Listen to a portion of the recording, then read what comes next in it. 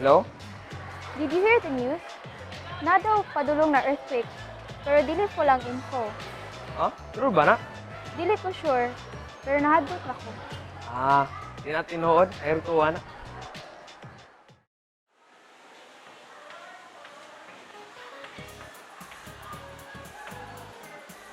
So good morning, class. Today's discussion will be about earthquakes. So what is an earthquake? An earthquake is a word that refers to both a quick slip on a fault and the associated ground shaking and radiated seismic energy induced by the slip, as well as volcanic or magmatic activity or other unexpected stress changes in the earth. So this begs the question, how exactly can we prepare ourselves when an earthquake strikes? So the greatest time to prepare for any calamity is before it occurs. So first, we must study the earthquake plan at our school or workplace. Next, we need to know the evacuation areas as well as the routes taken in order to reach these areas. Third, we need to practice drop, cover, and hold. Then fourth, we need to learn how to perform first aid in case of injury. So finally, we should prepare our emergency kit. And let us start with the first aid kit. So as you can see, the next, we also have other items such as our radio so that we can communicate with others and learn about important information. We have our flashlight to help us see. Then we also have food like canned goods and instant noodles. Then we have our tissues. And finally, our extra clothes in case we need them. So it is crucial to understand the steps before disaster strikes. As many of us are personally affected, it is important to be prepared. So that is all for today. I will continue this tomorrow. See you next meeting, class. Renzel, mana nagklase? Okay.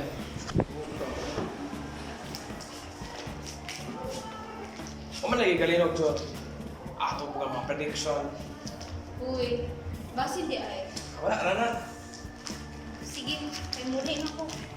Ipos ako dali. Onar ako.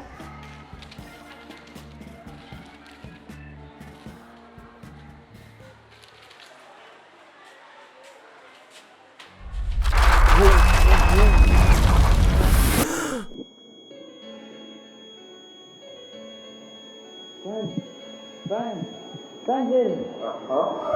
Kira ka? Yes. Okay.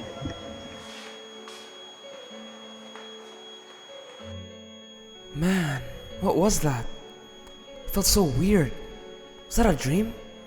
It felt too real though. I hope it isn't. It's already 5 now, I have to get going.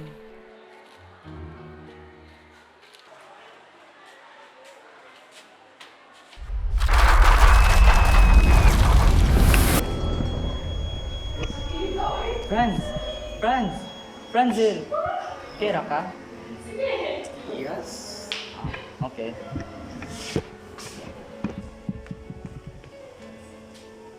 Hmm? 12 o'clock? Amay na tayo mo? Jod, tabagi ko. Itong news ba? About sa? Itong sa earthquake prediction. Yun sa yung pagkabalo. Hindi ko explain. I-explain na para makasabot. So, gikan ko sa future niya, 5 hours from now, na earthquake mo agi niya, maghuhuba ka na. Kabalo kong dili matuuhan, pero tinuod jud ni. Oh, sige, sige. What do you need, man? Tabangi kong ingon sa tanan na mag-earthquake mo niya. At what time ang earthquake? 5 dismissal. Sige, atay na ako. Sige. What's your next subject? Basic sir.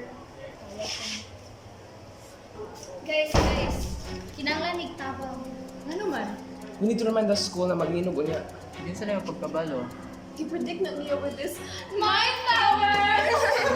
Guys, yun binuang na volcano ni Buto kanina rapis Dumaguete. Yan, di ba sa class ng Gamjas, high possibility nga na multiple earthquakes na mahitabo after eruption. Hala, oo sa, makahadlok lagi na. Bitaw sa, bantog ra murag weird and shock si Renzel ganiya ba? Ha? Ano di ka friends? Luka explain, iniaram mo makabalo. So how man? Kabalo na ko.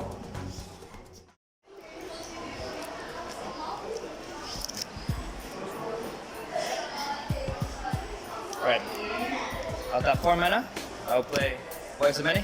Winners of the battlefield. Excuse me, sir. I'm looking Yeah. for Mr. Blanco. First, why aren't you in uniform? To run faster? From what?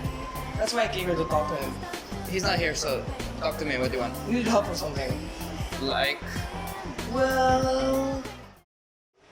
So you're telling me that there's a massive earthquake about to hit the school? Yeah. How do you know this? Data and geostatistics.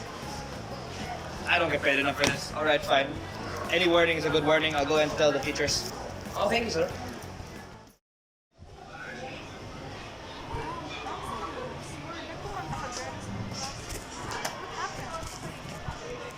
There she is. Jasmine, we got stuff to discuss. Look at this.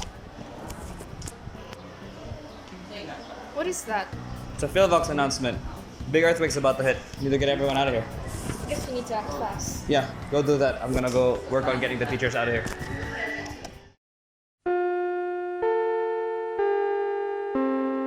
Dear students, staff, and visitors, we have received a notice about a possible earthquake strike in a few minutes. I repeat, we have received a notice about a possible earthquake strike in a few minutes. We ask the pupils to be alert and get out of the buildings, for it will collapse due to intense ground shaking. Students, staff, and visitors, we are now conducting an earthquake drill. Everyone, remember your earthquake drill practice. While going out, remember to keep your hands on your head. You heard the announcement. Let's evacuate now. First, fall in line, and then put your hands over your head.